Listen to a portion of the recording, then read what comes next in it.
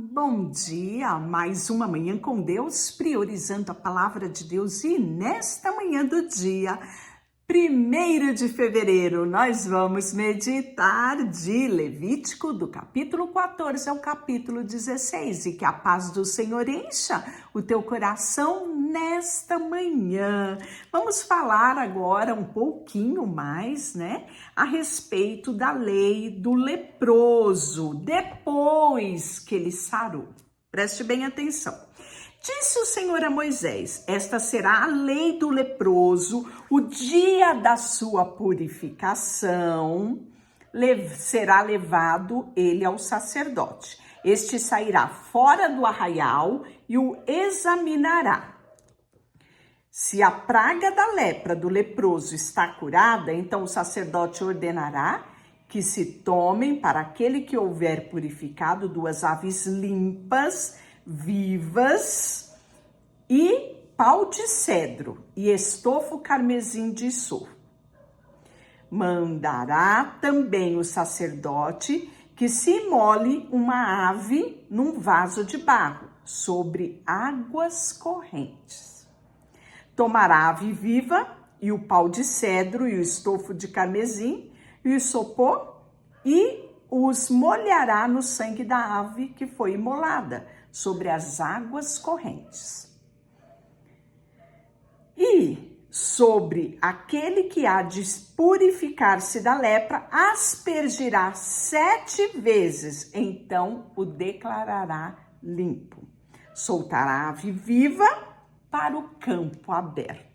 Era praticamente uma cerimônia, não é? E imagina a alegria do coração dessa pessoa, que foi acometido por lepra e, enfim, estava livre da lepra. Porque o tempo de isolamento que eles ficavam era de 7 dias. Imagina, longe de tudo e de todos, quão difícil seria, não é?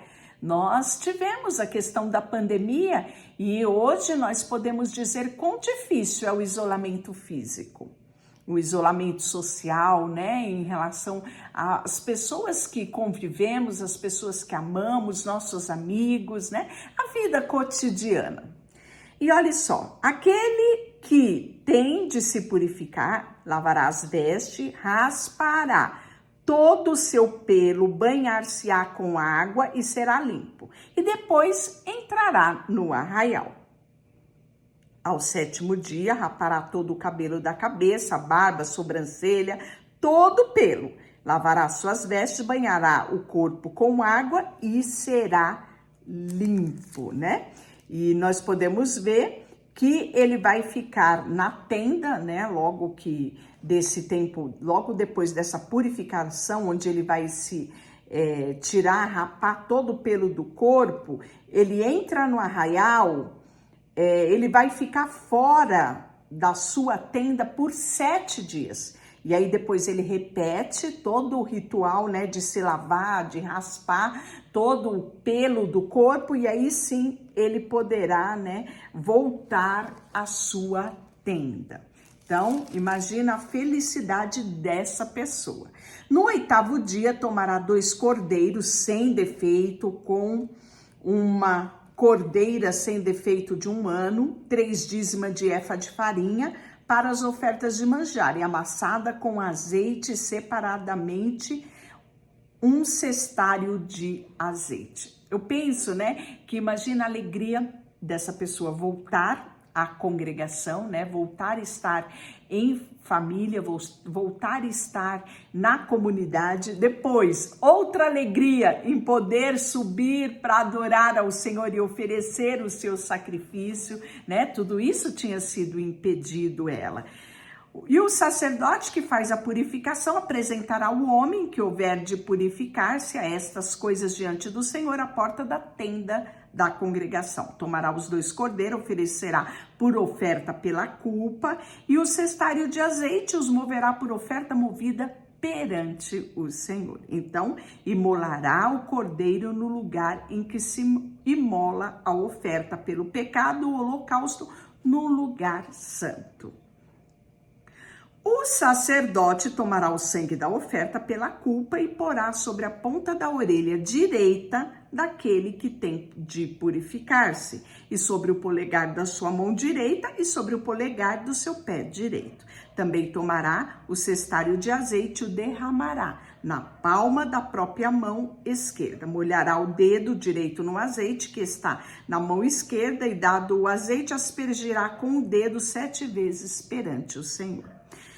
Do restante do azeite que está na mão, o sacerdote porá sobre a ponta da orelha direita daquele que tem que purificar-se, do polegar da sua mão direita, do polegar do seu pé direito e em cima do sangue da oferta pela culpa.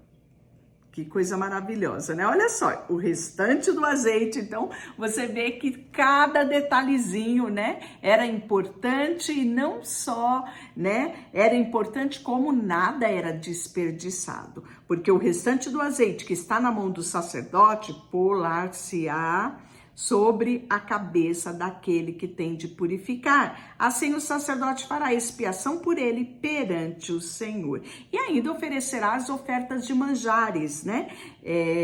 No versículo 20, sobre o altar, assim o sacerdote fará a expiação pelaquele homem e ele será limpo, né? Então tem toda uma trajetória depois que ele for declarado limpo pelo sacerdote, tinha toda essa cerimônia, todo esse ritual.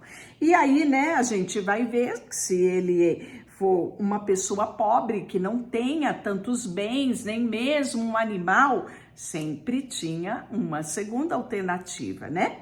Se for pobre e as suas posses não lhe permitirem trazer tanto, tomará uma cordeira para oferta pela culpa, como oferta movida, para fazer expiação por ele, a 10ª parte de uma folha de eifa de farinha, amassada com azeite para oferta de manjar, e um cestário de azeite. 2 rolas, né? 2 pombinhas, segundo as suas posses, né?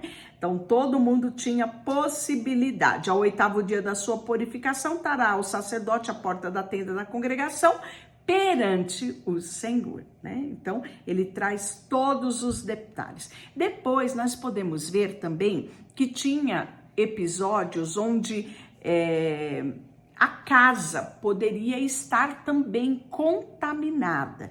E aí disse mais o Senhor a Moisés e a Arão: quando entrares na terra de Canaã, que vos darei por possessão, e eu enviar praga da lepra a alguma casa da terra da vossa possessão, o dono da casa fará saber ao sacerdote, dizendo: parece-me que há como que uma praga em minha casa. E o sacerdote ordenará que despejem a casa, ou seja, tirem todo mundo, evacue a casa, né? Antes que venha para examinar a praga, para que não seja contaminado tudo que está na casa. Depois virá o sacerdote para examinar a casa. Então, esse sacerdote, né, ele tinha 1001 utilidade, até mesmo defesa, né, aqui, né, a parte, né, de verificação, né, a defesa pública, né, era feita aqui pelo sacerdote. O sacerdote ordenará que despejem da casa, e ele vai lá, examina a praga. Se as paredes da casa mancha esverdinhada ou avermelhada e parece mais funda que a parede, ou seja, penetrou, não é algo superficial, né? Então ele diz aqui, ele ordenará que arranque as pedras que estiverem a praga e as lance fora da cidade num lugar imundo. Fará raspar a casa por dentro, ao redor, o pó que houver raspado lançará fora da cidade num lugar imundo. Se a praga tornar a brotar na casa, depois de arrancada a pedra, raspará a casa e de novo ela vai ser rebocada, tá no versículo 43. Então o sacerdote entrará, examinará, e se a praga estiver se estendido na casa, há nela lepra maligna e essa será imunda. Sabe o que vai acontecer com essa casa? Derribada. A casa, pedra por pedra, a sua madeira, como também o estofo, o reboco da casa e tudo será lançado fora da cidade no lugar imundo, né? E aí nós vamos ver que se houver possibilidade de restauração dessa casa, né, o sacerdote vai falar. E aí o sacerdote também vai falar sobre a purificação da casa, que é oferecido também, né, um sacrifício para purificar a casa no 49. Tomará 2 aves, pau de cedro, estofo de carmesim, sofo, e imolará uma ave num vaso de barro sobre água corrente, igualzinho se fazia em relação à pessoa, né? É feito aqui em relação à casa. E nisso tudo eu vejo o cuidado de Deus com a saúde desse povo, né? Já que, como eu disse anteriormente, eles estavam num deserto, num calor escaldante, em condições, né, atípicas, não havia ali, né, possibilidade de ter um asseio, uma higiene, né, tão perfeito devido à transição dele, né, na caminhada aqui pelo deserto. E aí nós vamos ver também a questão no capítulo 15 da imundícia do homem e da mulher. Disse mais o Senhor a Moisés e a Arão: falai aos filhos de Israel e dizei-lhe: qualquer homem que tiver o fluxo seminal do seu corpo será imundo por causa do fluxo.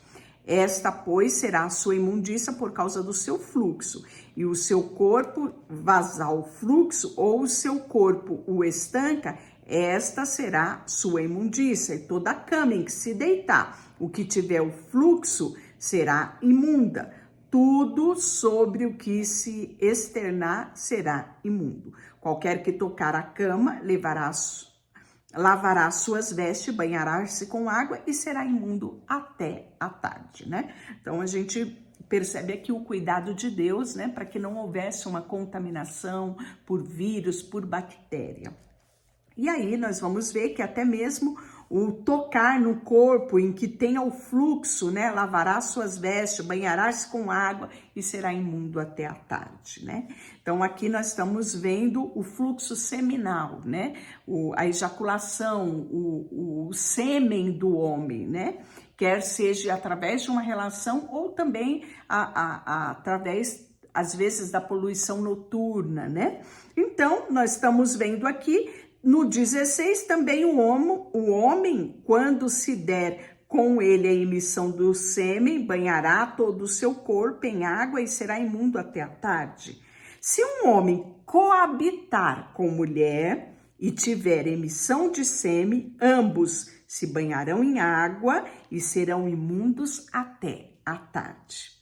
A mulher, quando tiver fluxo de sangue, se este for o fluxo costumado do seu corpo, estará 7 dias na sua menstruação, e qualquer que tocar será imundo até a tarde. Tudo sobre o que ela se deitar durante a menstruação será imundo, e tudo sobre o que se assentar será imundo. E aí nós vamos ver, né, aqui algumas pessoas, né, quando olha de um primeiro modo, né, fala que discriminação, não.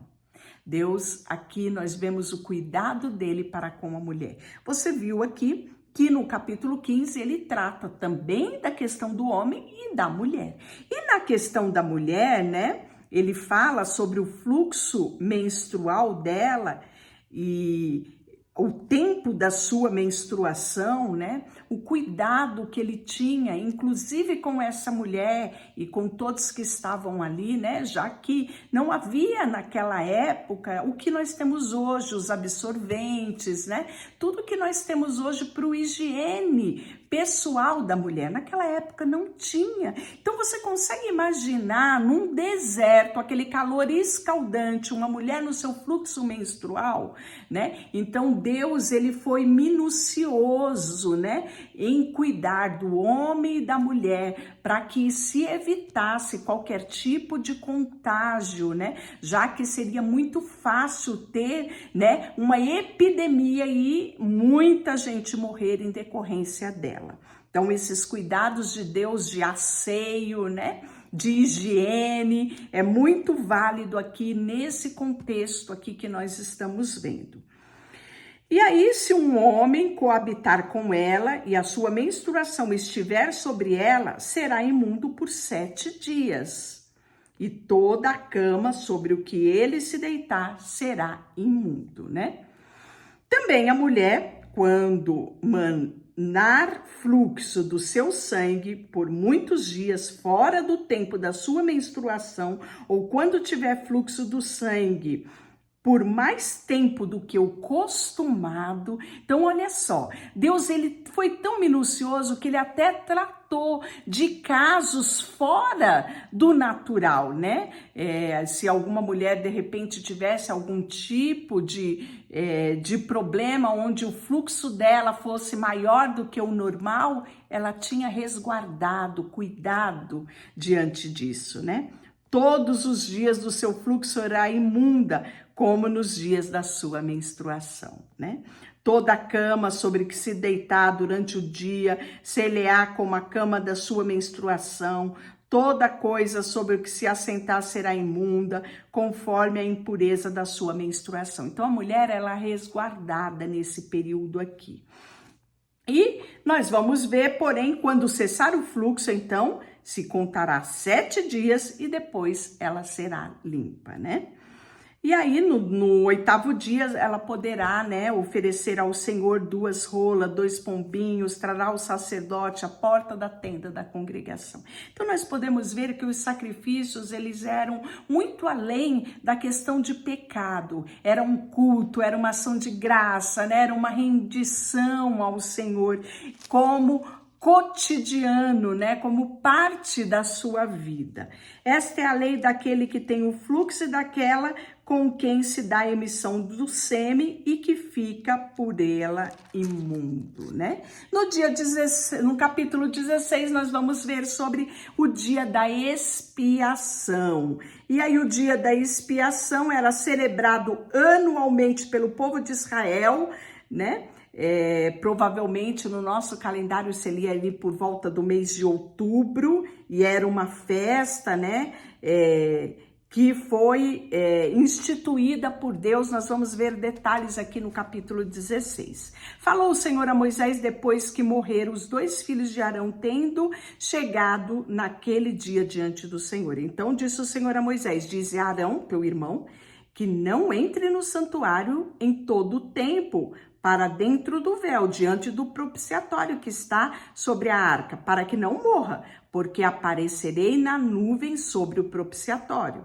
Entrará Arão no santuário com isso, um novilho para oferta pelo pecado e um carneiro para o holocausto. Vestirá ele a túnica de linho sagrada, tará as alças de linho sobre a pele, cingirá-se com um cinto de linho e se cobrirá com a mitra de linho. São estas vestes sagradas. Banhará o seu corpo em água e então se vestirá. Da congregação dos filhos de Israel tomará 2 bodes, para oferta pelo pecado e um carneiro para o holocausto. Arão trará o novilho da sua oferta pelo pecado e fará expiação para si e para a sua casa. Lançará sobre os 2 bodes, uma para o Senhor e um bode para o emissário, arcará e Arão fará chegar o bode sobre o qual cair a sorte para o Senhor e oferecerá por oferta pelo pecado. Mas o bode sobre o qual cair a sorte para o bode emissário será apresentado vivo perante o Senhor para fazer expiação por meio dele e enviá-lo ao deserto como bode emissário. E aí nós vamos ver o sacrifício pelo próprio sacerdote, colocado aqui também, né? O sacrifício pelo povo, Deus já tinha trazido essa ordenância, né? Ele vai trazer tudo aqui no capítulo 16. E por fim, a festa anual da expiação. Isso vos será por estatuto perpétuo. No 7º mês, aos 10 dias do mês, afligireis a vossa alma, e nenhuma obra fareis. nem o natural, nem o estrangeiro que peregrina entre vós, porque naquele dia se fará expiação por vós, para purificar-vos, e serdes purificado de todos os vossos pecados perante o Senhor. É sábado de descanso solene para vós outros, e afligireis a vossa alma, e é isso estatuto perpétuo. Quem for ungido e consagrado para oficiar como sacerdote no lugar do seu pai fará expiação, havendo posto as vestes de linho e as vestes santas. Fará expiação pelo santuário, pela tenda da congregação e pelo altar. Também fará pelos sacerdotes, por todo o povo da congregação. Isto vos será por estatuto perpétuo para fazer expiação uma vez no ano pelos filhos de Israel por causa dos seus pecados, e fez Arão como o Senhor ordenara a Moisés. Deixa eu orar por você. Senhor, nesta manhã, colocamos diante de Ti o nosso coração, a nossa vida, e queremos, sabe, Deus, agradecer pelo Teu amor, pelo Teu cuidado derramado sobre a humanidade. Talvez o povo naquela época não tinham noção da grandiosidade do Teu amor. E como bem falou João no seu evangelho, no capítulo 3 e no versículo 16, porque Deus amou o mundo de tal maneira. E por fim, Senhor, obrigado porque Tu enviastes o Teu Filho para morrer por nós. Obrigado pelo privilégio que o Senhor nos deu de sermos feitos filhos Teus. Queremos Te agradecer por tudo. Em nome de Jesus, amém. Deus te abençoe.